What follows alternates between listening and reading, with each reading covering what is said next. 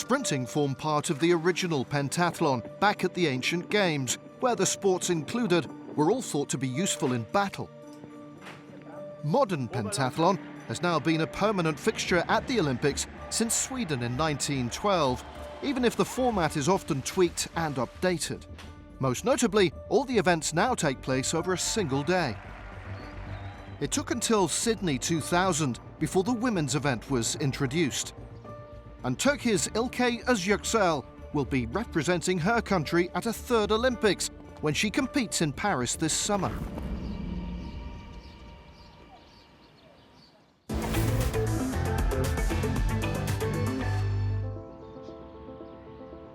Modern pentathlon is a single event made up of 5 different Olympic disciplines: running, swimming, shooting, fencing and horse riding.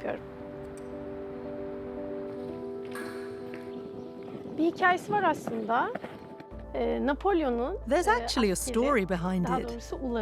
Napoleon's soldier, or rather messenger, sets out to deliver news, and we are that messenger. He would get on his horse, and whenever he encountered the enemy, he would use his pistol to defend himself. When he ran out of ammo, he would then use his sword before continuing on his horse. He's then faced with a river, which he swims across before continuing on foot, and finally delivering the message. That is what this sport is based on. We're sometimes referred to as modern-day gladiators, warriors even. One of Turkey's main hopes for a medal in Paris, Ilke Ozyuksel qualified for the Olympics thanks to her 4th place in the Modern Pentathlon World Rankings. Just to get this far has taken an incredible amount of dedication. It's hard, but enjoyable at the same time. After all, to reach Olympic level in any sport is difficult. Everybody has to work hard. But we have to work that little bit harder, because we have to reach a high standard in 5 different sports, especially if we want to qualify for the Olympics and then have a chance to win a medal. We do more than 10 hours a day when we're in training camps. It's a cycle of just eating, sleeping, and training. The 27-year-old's journey to becoming one of the top athletes in her sport has been more challenging than most. In fact, it might not have happened at all.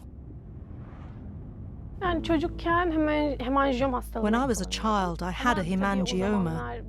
Of course, there's a difference in medical knowledge between now and then. They even treat it with its own medicine now. But back then, they weren't able to diagnose or treat me when my family took me to the hospital. The deformation on my nose and lips is as a result of wrong treatment. There was even a possibility that it could have covered my eye, blinded me, and then proceeded to make its way into my brain, which could have been fatal. Luckily, a doctor recognized the condition and was able to diagnose and correctly apply laser treatments that stopped the growth and spread of it. Of course, I've had to wear the effects of it permanently. I really felt it, and had to learn how to live with it, especially during school and with my friends around me. It has, however, had a big impact on my commitment and passion for sport and my success. That commitment led her to finishing 5th at the Tokyo Olympics.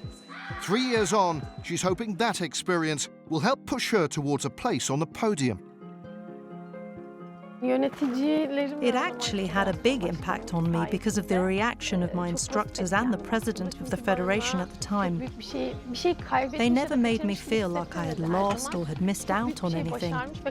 In fact, I was always made to feel like I had achieved or won something big. It's been a huge blessing, and I honestly believe I can now come away from Paris with a medal because of what they have done for me. There will be some amazing athletes. I can't underestimate any of them. We're all working very hard, with probably 10 people in the running for medals, of whom only 3 will be successful. I'll do everything I can to be one of those 3.